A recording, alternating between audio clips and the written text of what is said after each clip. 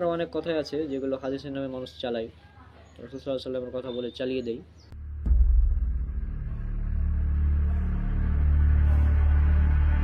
জিহাদ আসলে অন্যরকম, অন্য কিছু। এটা ইবাদত, অবশ্যই এটা ইসলামের সর্বোচ্চ একটা ইবাদত।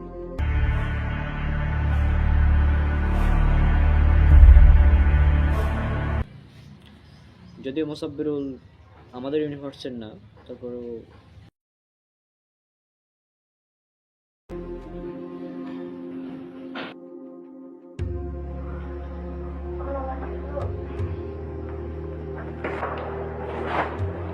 আরে ওয়ালাইকুম আসসালামু আলাইকুম। তবে বানোয়াট, হাস্যকর, মিথ্যা কথা। ও আরেকটা আছে যেটাতে আমি উচ্চারণই করতে পারবো না, নাহলে নাকি আমার 40 দিন মুখ নাপাক থাকবে। কি এমন জিনিস যেটা উচ্চারণ করতে পারবে না? বলো বলো বলো, বলে 40 দিন মুখ নাপাক থাকবে। শুনি দেখি কি বিষয়টা। কিন্তু আমার মুখ নাপাক থাকবে যে 40 দিন। তোমাকে বলো যে কি এমন জিনিস যেটা তুমি উচ্চারণ করতে পারবে না। আমি দেখি হাদিসটা সহি কিনা, আমাকে দেখতে হবে না? কিন্তু আমার মুখ যে নাপাক থাকবে 40 দিন। আচ্ছা, হ্যাঁ নিচে রেখে দিন।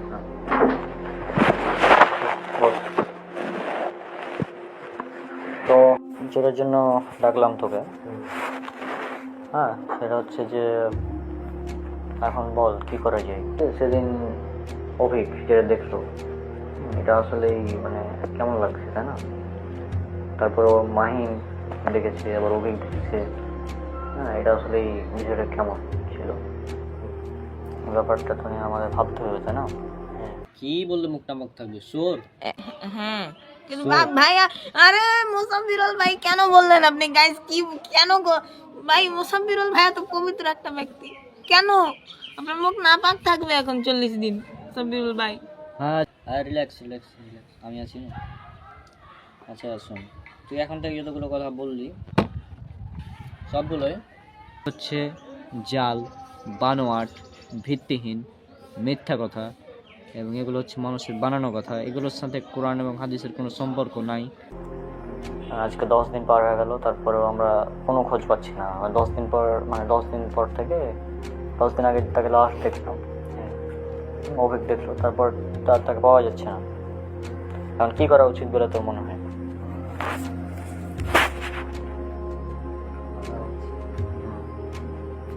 মানে আমরা কি পুরো মানে আর ম্যাপ নিয়ে বসবো, দেশের খুঁজবো না কি করবো? ম্যাপ নিয়ে কোথায় কোথায় দেখা যাচ্ছে? ওকে সর্বপ্রথম মাহিম দেখেছে ওর বাড়িতে, তারপর অভিক দেখলো ওখানে সেদিন। হ্যাঁ, তারপরে আর কেউ দেখেছি বলে পর্যন্ত কোনো খবর পাই। হ্যাঁ হ্যাঁ, আর এখানে যদি দেখা যায় তাহলে একটা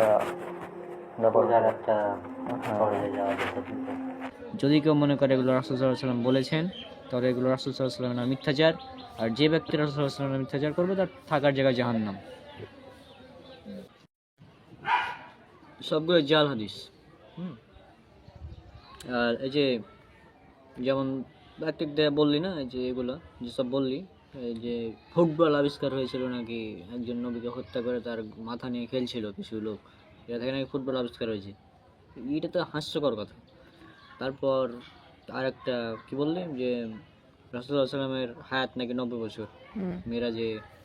মেরাজে হচ্ছে কত? মেরাজে 27 আর যেমন 63, এটা মিথ্যা কথা। হ্যাঁ, মেরাজ একটা অলৌকিক বিষয় যেটা সম্পর্কে আজ বিজ্ঞান আবিষ্কার করতে পারেনি এখন পর্যন্ত। তারপর আর কি কি যেন বললি যে ওষুধ খাওয়াটা, এই যে ওষুধ খাওয়ার আগে নাকি আল্লাহ শাফি আল্লাহ কাফি বলতে হয়, বিসমিল্লাহ বলে ওষুধ খেলে নাকি ওষুধ পানি হয়ে যায়। এগুলো হাস্যকর। হ্যাঁ, তারপর রাবিত কে আরো দেখো তো। আরে আসসালামু আলাইকুম। মোসাব্বিরুল ভাই আপনি? হ্যাঁ হ্যাঁ হ্যাঁ, রাবিত তুমি ওখানে বসো আর এখানে বসতে দাও। হ্যাঁ জি ভাই, বসেন এখানে।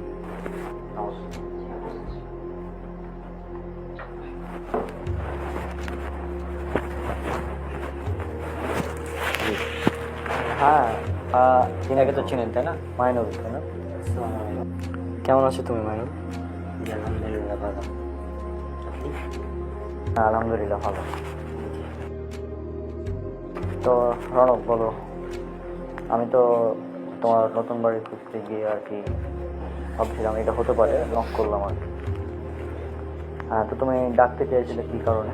তো হ্যাঁ ভাই, আচ্ছা ওটা আপনাকেও আমি ডাকতাম, ফোন দিতাম, কিন্তু আপনি চলে এসেছেন, ভালো করেছেন। হ্যাঁ, তো যাই হোক, আমাদের যেটা আপনাকে বলছিলাম যে মাহিম আমার মতো কাউকে দেখেছি।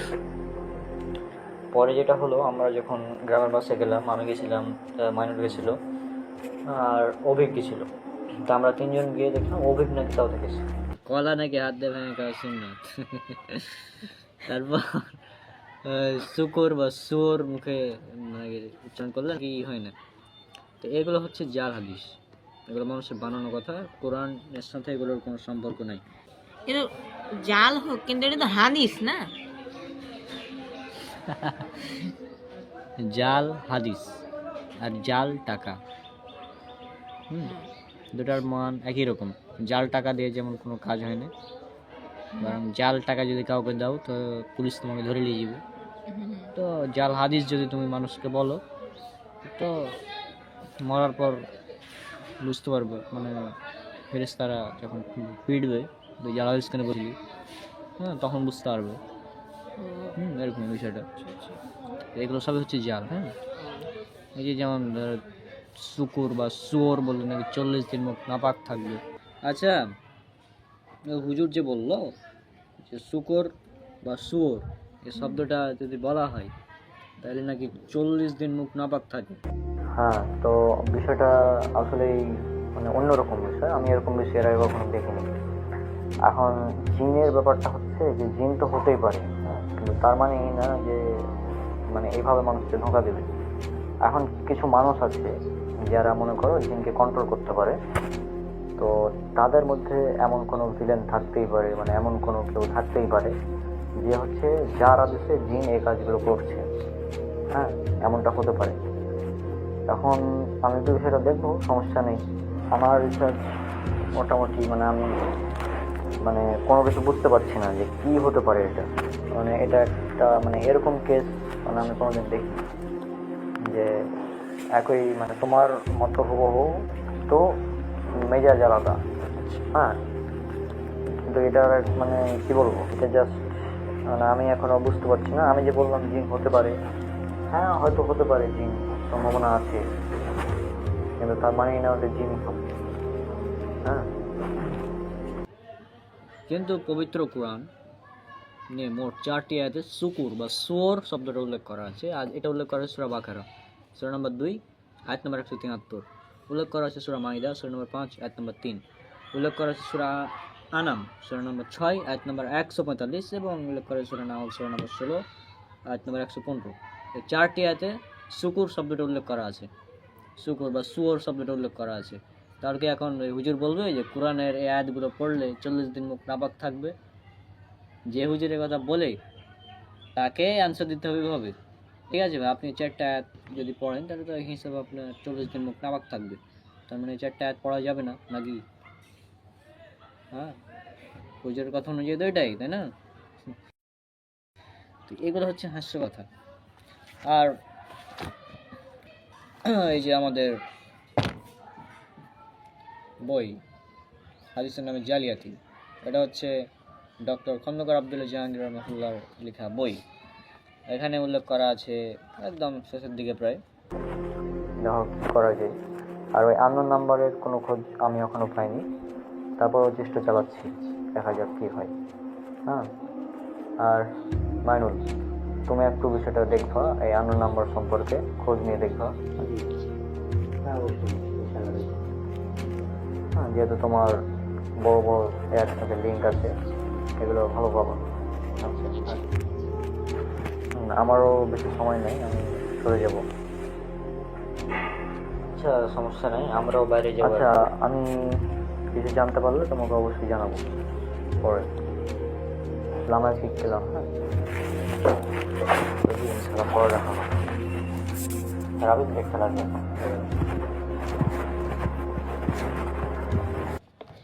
ধরো এই একদম 658-59 নম্বর পৃষ্ঠাতে যদি দেখো, তুমি যেসব কথাগুলো বলেছো দেখো অধিকাংশ এখানে উল্লেখ করা আছে। এই যে দেখো সুপের বা শিওর বললে,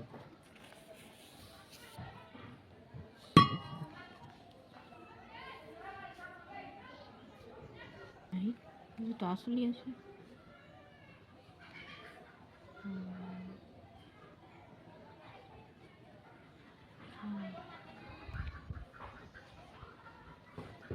তাহলে এখন কি বলবা?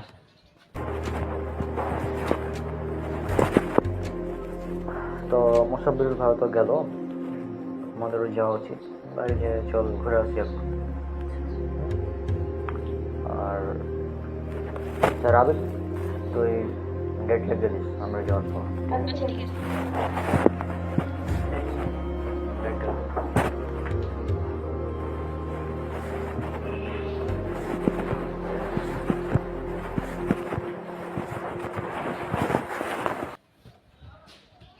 এগুলো সবই জাল হাদিস। তো গাইজ আপনারা বুঝলেন আমাদের এই শর্ট ফিল্ম থেকে যে এগুলো জাল হাদিস, যে এখানে আরও অনেক আছে, এখানে আছে, তারপরে এই যে এতগুলো পৃষ্ঠা আছে, আরও অনেক জাল হাদিস আছে। তো এগুলো কিন্তু জাল, হ্যাঁ, এগুলো বিশ্বাস করা যাবে না, ঠিক আছে? এগুলো বিশ্বাস করলে কিন্তু সমস্যা আছে। আর এগুলো হচ্ছে রাসূল সাল্লাল্লাহু আলাইহি ওয়াসাল্লামের নামে মিথ্যাচার আর কি। তো এগুলো বিশ্বাস করবেন না, অ্যান্ড সহিহ হাদিস এবং কোরআনে যেগুলো থাকবে ওগুলো বিশ্বাস করবেন। আর আপনার জাল হাদিস থেকে বাঁচতে যে বইটি পড়তে পারেন ডক্টর খন্দকার আব্দুল্লাহ জাহাঙ্গীরের হাদিসের নামে জালিয়াতি বই। আপনারা পেয়ে যাবেন, অনেক দোকানে পেয়ে যাবেন, অথবা PDF ডাউনলোড করতে পারেন ইন্টারনেট থেকে। আর হয়তোবা হাদিস বিডি ওয়েবসাইট একটা আছে, হাদিস বিডি নামে একটা ওয়েবসাইট আছে, ওখানে পুরো বই দেওয়া আছে, ওখান থেকে আপনারা পড়ে নিতে পারবেন।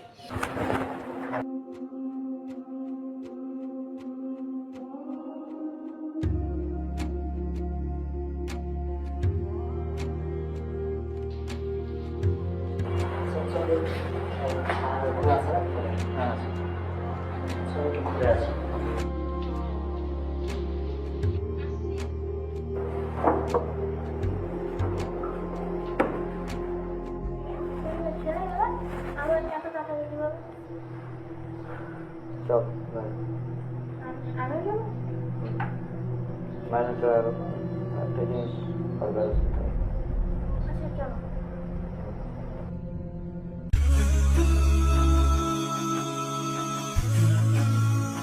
কেমন লাগলো? হ্যাঁ ছাড়, হ্যাঁ রেখে। তো যাই হোক, আমি যেটা বলি সব সময় যে ইসলাম কখনোই জঙ্গিবাদ সমর্থন করে না, বুঝলি? ইসলাম একটা শান্তির ধর্ম, আমাদের শান্তি মেনটেন করে চলতে হবে। অমুসলিমদের সাথেও কিভাবে ব্যবহার করতে হবে বলে আমাদের শেখানো আছে। হ্যাঁ,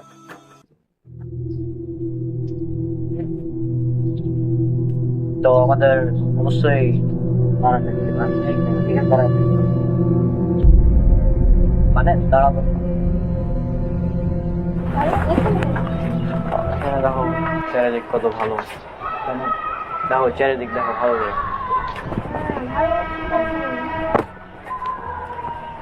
তো তুমি যেহেতু ছোট এখনো, তো এই বিষয়টা কিভাবে বলবো তোমাকে ভাবছি আমি। বিষয়টা হচ্ছে যে যদি ধরো মনে করো তোমার সামনে কেউ আমাকে হত্যা করলো, তো তুমি কি চুপচাপ বসে থাকবে? না, কি করবে? প্রতিশোধ নেবে যে হ্যাঁ ওকে মারবো বা কিছু করবো, তাই না? তো এখন দেখো যে পুরা পৃথিবীতে মুসলিমদেরকে অমুসলিমরা মারছে, তা এখানে আমাদের কি চুপ করে থাকা উচিত হলো মুসলিম হিসেবে? উচিত হবে না। তাইলে যেটা করতে হবে সেটা হচ্ছে, আমি কিছু কথা বলবো এখন। মানুষ থামতে বললো কেন সেটা তো ভাবতে হবে। এখন দেখি যে কি করা যায়।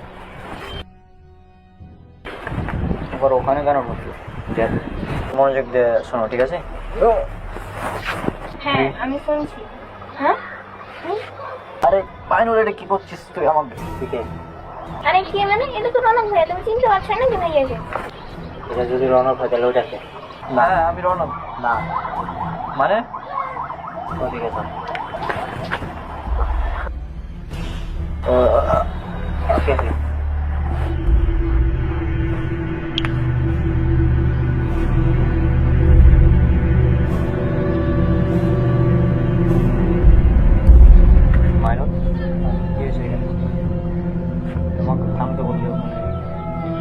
রাবিক তুমি এখানে যাকে সবাই দেখছে আজকে ধরা পড়লো। হ্যাঁ কে তো কই ও পাঁচতলা থেকে কোথায় গিয়ে ফেরালো? ভালো দেখতে তার মানে জিন ছিল ওটা। আমি তো গোসল করে আসছি নাকি, গোসল করে রেডি হয়ে আসছি, তোর কাপড়টা নিয়ে নিবি। ঠিক আছে ঠিক আছে, তুমি বসে থাকো, আমি আসছি।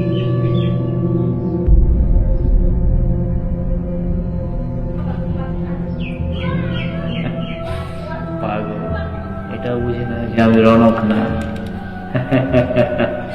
খেলা তো এখন শুরু কেবল, এখন তো আসল খেলা বাকি আছে।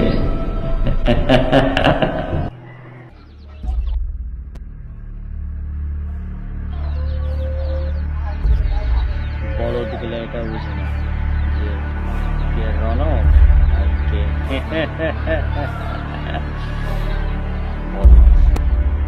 বললি না। হ্যাঁ ধরলাম, দিয়ে চলে গেল আবার। আচ্ছা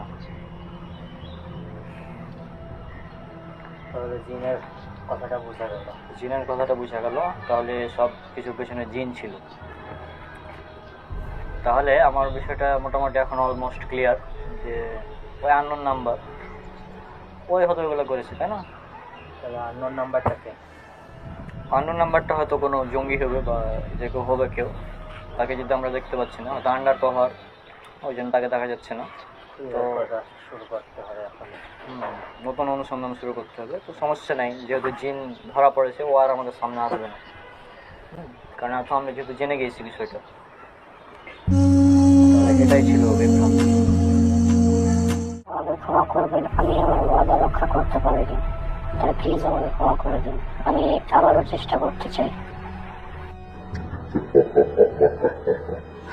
আমার কাছে কোনো ক্ষমা নেই। আমি তোমাকে বলেছিলাম যেভাবে হোক ওদেরকে শেষ করতে হবে, কিন্তু সেটা পারোনি, তাই আজ তোমার সময় শেষ।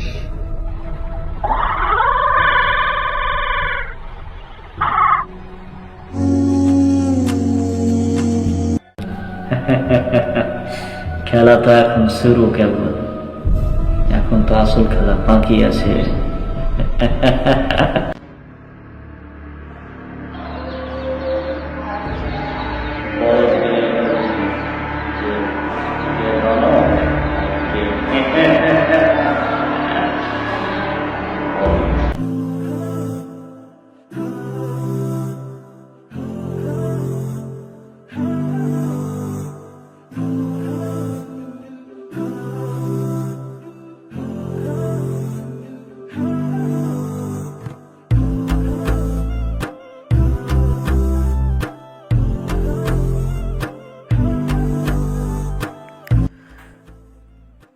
আবার আননোন নাম্বার, সবই তো মনে হলো ঠিক হয়ে গেল। আবার কে কল দিচ্ছে, ধরবো নাকি?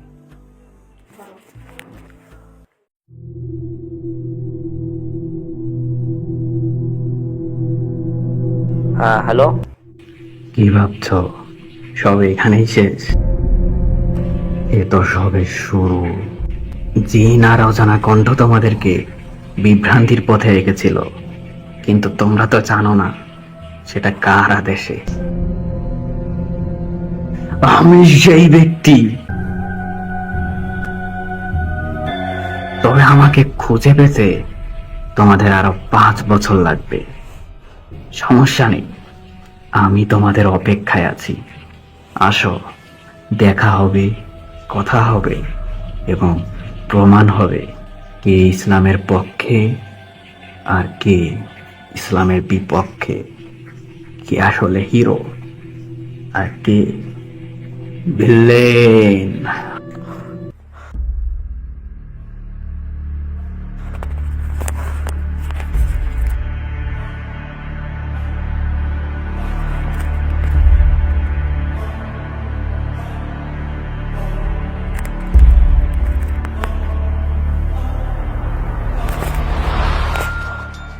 হ্যাঁ মাইনুল,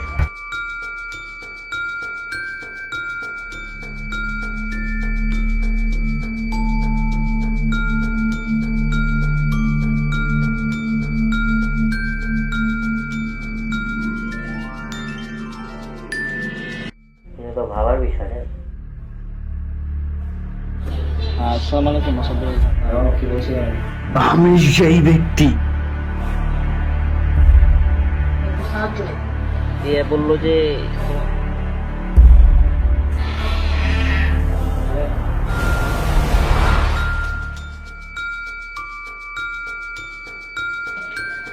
তোর নাম্বারটা একটু দেখি তো। ফজরের নামাজ পড়বো, তোকে দম থাকে তো তুই আমার সামনে আয়। নিশ্চয় মুমিনদের উপর নির্দিষ্ট সময় নামাজ পড়া হচ্ছে ফরজ।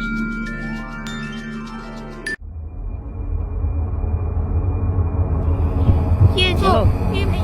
শয়তানকে আমার কাছে আসতে দেওয়া।